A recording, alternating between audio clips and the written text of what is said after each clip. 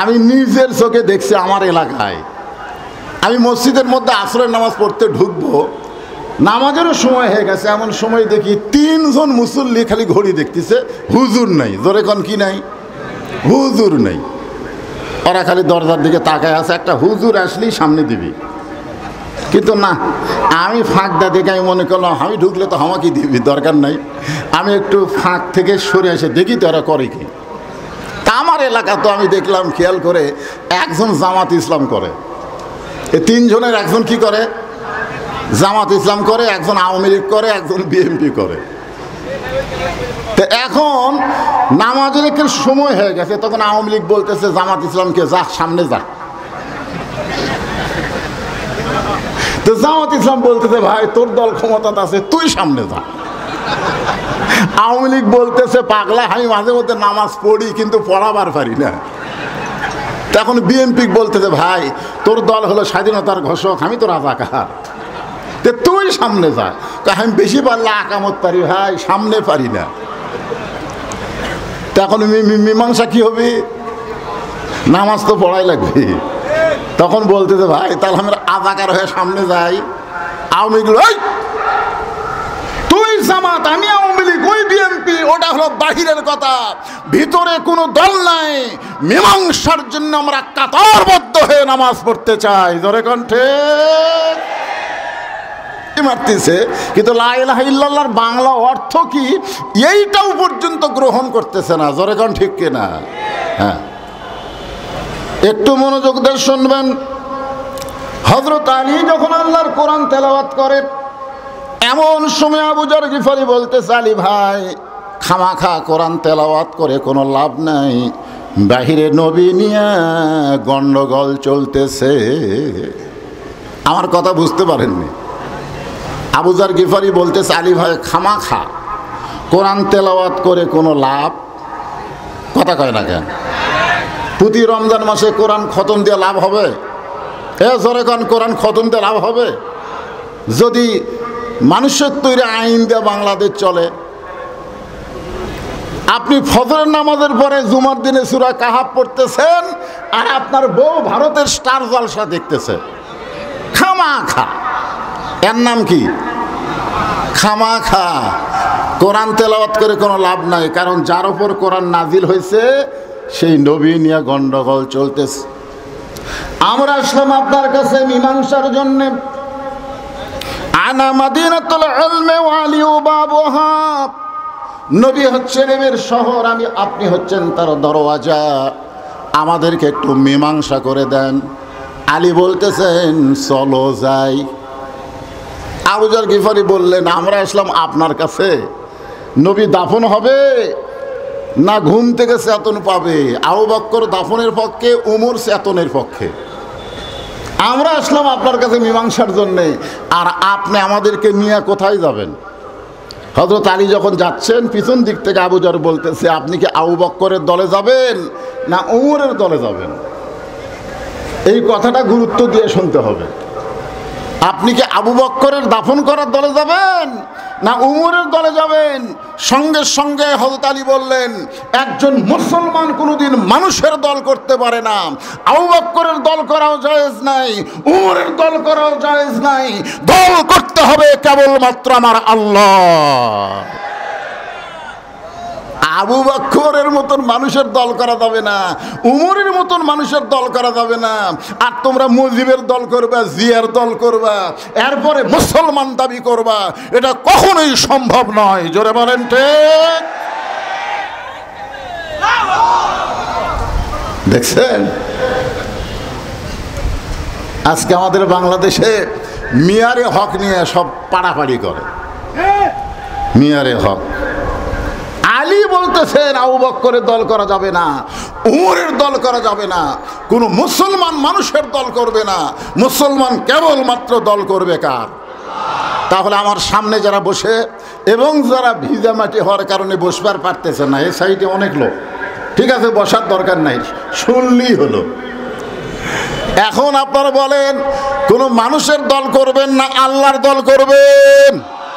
কারা কারা আল্লাহর দল করবেন? দুই হাত তুলে আবার আল্লাহকে দেখান।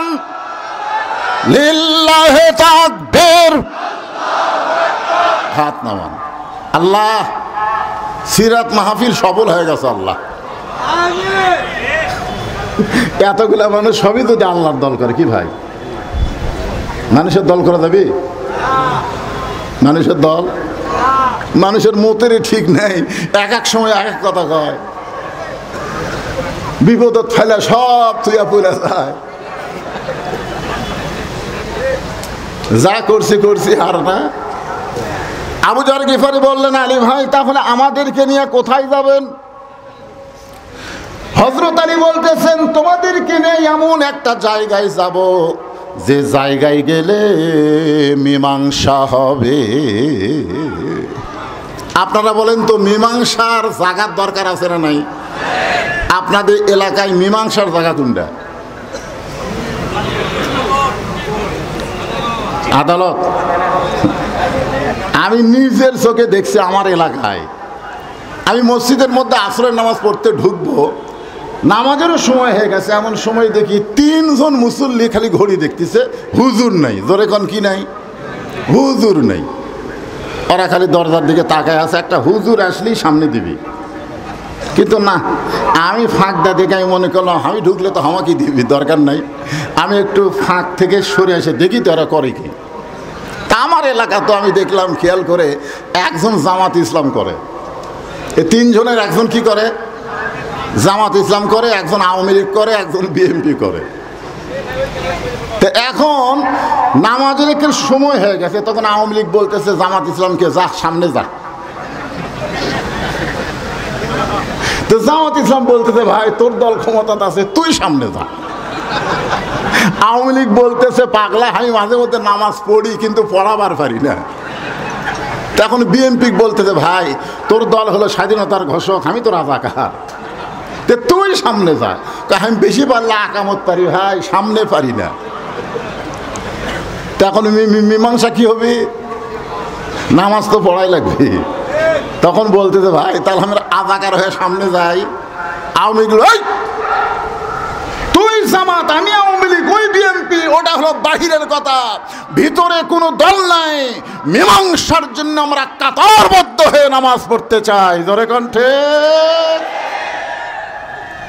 আপনারা বলেন, মীমাংসার জায়গা আছে না? না, এই জন্য আয়াতে কারিমা পড়েছি, ইয়া আইয়ুহাল্লাযীনা আমানুস্তাঈনু বিস-সাবরি ওয়াস-সালাহ ইন্নাল্লাহা মা'আস-সাবিরিন।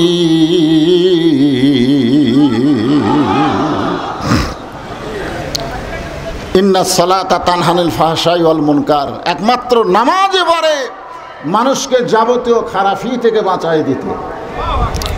আজকে যদি আল্লাহর দল, কোরআনের দল ক্ষমতায় যায়, ক্ষমতায় যাওয়ার পরে পদ্মা সেতু নির্মাণ করা, উমুক ট্যানেল নির্মাণ করা, ফ্লাইওভার নির্মাণ করা, সব কাজই করবে, কিন্তু সর্বপ্রথম যে কাজটা হলো নামাজকে কায়েমের বিল পাস করবে। জোরে বলেন কথা ঠিক?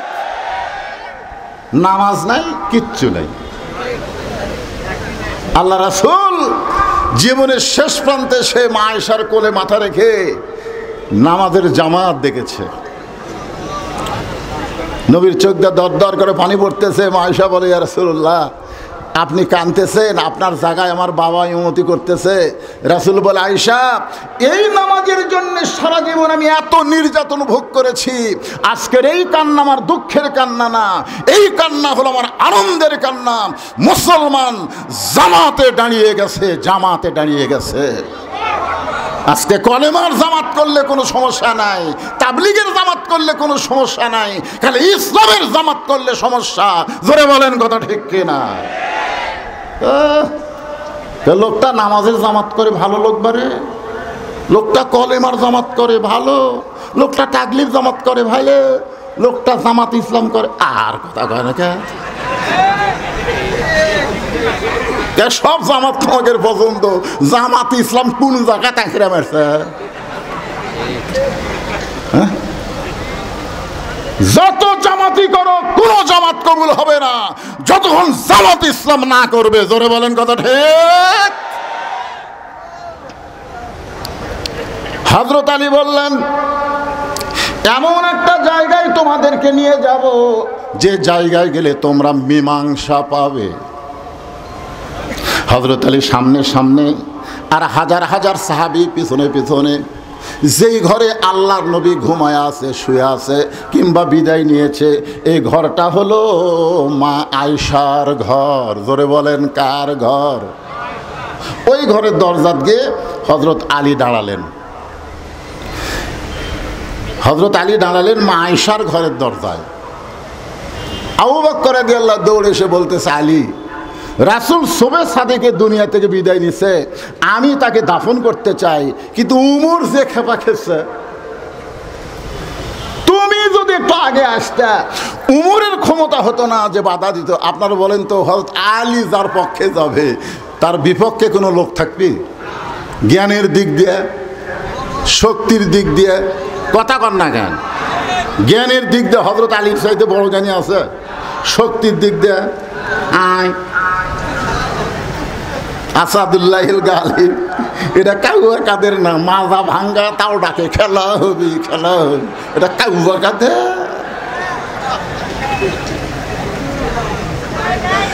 এমন সময় হযরত ওমর হযরত আলীর হাত ধরে বলতেছে, আলী ভাই, আবু বকর নবীরে দাফন করতে চায়, কিন্তু আমার বিশ্বাস নবী কোনোদিন মরতে পারে না। সঙ্গে সঙ্গে হযরত আলী দুইজনের হাত খফ করে ধরলেন। ডান হাতে আবু বকরের হাত ধরলেন, বাম হাতে হযরত ওমরের হাত ধরে বললেন, আপনারাই হলেন 1 নম্বর 2 নম্বর। আপনি হলেন নবীর 1 নম্বর সাহাবী, আপনি হলেন নবীর 2 নম্বর সাহাবী। এই দুনিয়াতে 10 জন সাহাবীকে রাসূল জান্নাতের সার্টিফিকেট দিয়েছেন, তার মধ্যে 1 নম্বর হলো আবু বকর আর 2 নম্বর হলো হযরত ওমর। তো আপনারা 1 নম্বর 2 নম্বর, আপনারা যদি জ্ঞানজাম করেন, তাহলে সাধারণ সাহাবীরা কি করবে? আজকে আমাদের বাংলাদেশে নবী নূরের তৈরি না নবী মাটির তৈরি, এইটা নিয়ে সাধারণ মানুষের কোনো জ্ঞানজাম নাই। যত জ্ঞানজাম এই সারা আলেমেকের মধ্যে। জোরে কোন কথা ঠিক কিনা? এই শালা আলেমেরা আজ থেকে 20 বছর আগে, আমার ওয়াজের বয়স হচ্ছে 41 বছর, আজ থেকে 20 বছর আগে নবী নূরের তৈরি না মাটির তৈরি, এইটা নিয়ে বাংলার জমিনে কোনো ফতোয়াবাজি হয় নাই।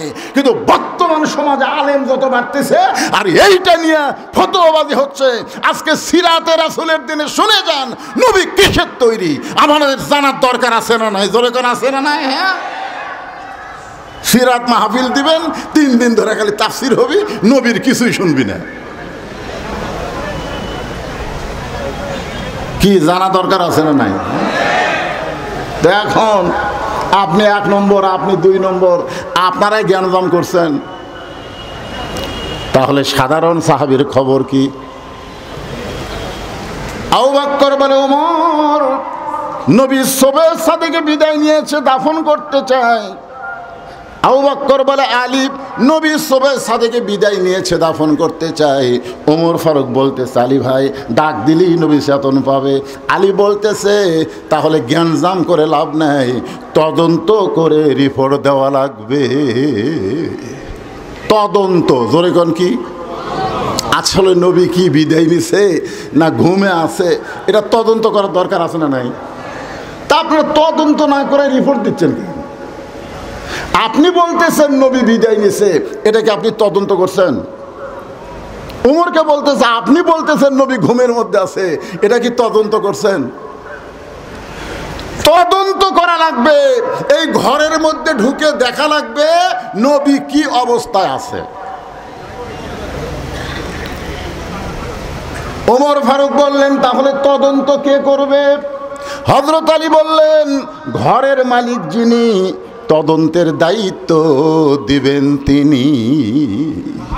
আপনারা বলেন তো ঘরের মালিককে? আরো জোরে। উম্মাহাতুল মুমিনিন মা আয়েশা। আপনারা অত দূর না কর পারলে বলবেন মা আয়েশা। জোরে বলেন কি? নবীর বিবি আমাকে রেখে হয়, আমাদের মা হয়। এই কারণেই মা আয়েশা যাকে বলবেন তিনি তদন্ত করবেন। আলী বলতেছেন, ও মা, নবী সম্পর্কে বাহিরে জ্ঞানজাম বেঁধে গেছে।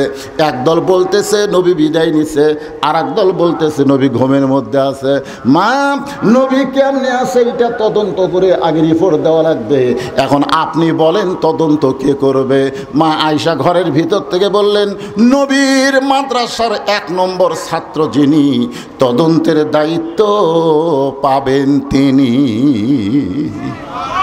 আপনারা বলেন তো, নবীর মাদ্রাসার 1 নম্বর ছাত্রকে? হ্যাঁ, আল্লাহর নবী বলেছেন, ইন্নী বুইসতু মুআল্লিমান, আল্লাহ আমাকে শিক্ষক করে দুনিয়াতে প্রেরণ করেছেন। লিউতাম্মিমা মাকারিমাল আখলাক, আর আমার ছাত্র যারা গোল্ডেন A+ পাইছে তারা, সুবহানাল্লাহ বলেন। এর মধ্যেও তো 1 নম্বর আছে, আছে না নাই? মা আয়েশা বললেন, 1 নম্বর ছাত্র যিনি, তদন্তের দায়িত্ব পাবেন তিনি। সমস্ত সাহাবীরা বিশ্বাস করলেন 1 নম্বর হলো আবু বকর। আবু বকর এখন মা আয়েশার ঘরের দরজায় সালাম দিচ্ছেন, আসসালামু আলাইকা ইয়া রাসূলুল্লাহ, সুবহানাল্লাহ বলেন। সালাম দেওয়ার সাইজ আছে না নাই? এজোর এখন আছে না নাই? আল্লাহ রাসূল বলেছেন, আসসালামু ক্বাবলাল কালাম, কোনো কথাবার্তা বলার আগেই দেওয়া লাগবে সালাম। আমি যদি বলি শাহাবুদ্দিন ভাই আসসালামু আলাইকুম, সালাম হবে? আমি যদি বলি আলমগীর ভাই আসসালামু আলাইকুম, সালাম হবে? আমি যদি বলি চেয়ারম্যান সাহেব আসসালামু আলাইকুম, সালাম হবে? কেন হবে না? কারণ আগে আমি আলমগীর ভাই, শাহাবুদ্দিন ভাই, চেয়ারম্যান সাহেব বলেছি।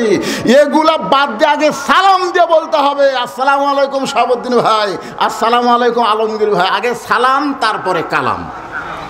তাহলে যারা বলে ইয়া নবী সালাম আলাইকা, আপনারা বলেন তো এরা সালামের আদব আদায় করলো? আগে ইয়া নবী কইয়া তারপরে সালাম দিল। আমি যতবার হজ করতে গেছি ইয়া নবী সালাম আলাইকা দেওয়া কাকু দেখিনি। সবাই বলেছে আসসালামু আলাইকা ইয়া রাসূলুল্লাহ, আসসালামু আলাইকা ইয়া হাবিবুল্লাহ। আগে সালাম, তারপর ইয়া রাসূল, আগে সালাম, তারপর ইয়া নবী। জোরে বলেন কথা ঠিক না? আগে ইয়া নবী কে? ইয়া নবী দল আছে নাকি? কথা কয় না কেন? আচ্ছা, বাজান কোনো ফেতনা বাজানোর জন্য না, নবীর হাদিস এটাকে আপনারা মানেন। আসসালামু ক্বাবলাল কালাম, এটাকে আপনারা মানেন? মানেন? অনেক বক্তারা ভুল করে। আজকের মাহফিলের সম্মানিত সভাপতি, আজকের মাহফিলের সম্মানিত প্রধান অতিথি, আজকের মাহফিলের সমস্ত শ্রোতা মণ্ডলী, সবাইকে লক্ষ্য করে আমার সালাম, আসসালামু আলাইকুম। কিন্তু আগে এত কথা কইয়া তারপরে সালাম দিলি করে? সালাম দেওয়ার পর আপনি সভাপতি কন, প্রধান অতিথি কন, যা ইচ্ছা তাই কন, আগে সালাম দেওয়া লাগবে। নবীর এই হাদিস অনুযায়ী আগে কি? সবাই বলেন আগে কি? আরো জোরে। আবু বকর রাদিয়াল্লাহু সালাম দিলেন, আসসালামু আলাইকা ইয়া রাসূলুল্লাহ। উমর ফারুক এসে আলীকে বলতেছে, আলী ভাই, যে আবু বকর সালাম দিল নবী তো মরে নাই, কারণ মরা মানুষকে তো এইভাবে সালাম দেয় না, আসসালামু আলাইকা। খুব খেয়াল করবেন, আমার ব্যাপারে কুম হবে কিন্তু নবীর ব্যাপারে কুম হবে না। নবীর ব্যাপারে কা শব্দ উল্লেখ করা লাগবে।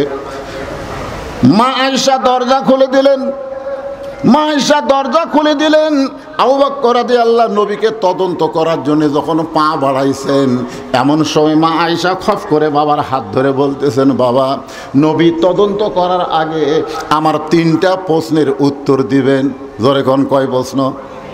আমার দিয়ে খেয়াল করেন, কয় প্রশ্ন? 3টা প্রশ্নের উত্তর দিবেন। 1 নম্বর প্রশ্ন হলো, আপনি কি আল্লাহর কোরআন দাফন করতে পারবেন? আপনি যে নবী দাফনের কথা বলতেছেন, আপনি কি আল্লাহর কোরআন দাফন করতে পারবেন? 2 নম্বর প্রশ্ন হলো, বাবা, 6 বছর বয়সে আমাকে কার সঙ্গে বিয়া দিছেন? আমার যখন 6 বছর বয়স, এই বয়সে আমি তো বিয়া বুঝতাম না, আপনি কার সঙ্গে আমাকে বিয়া দিছেন? আমার 3 নম্বর প্রশ্ন হলো, বিয়া আমার জন্য দিছেন না আপনার জন্য দিয়েছে? কয় প্রশ্ন খেয়াল করেননি? সিরাতে রাসূল সম্পর্কে অরিজিনাল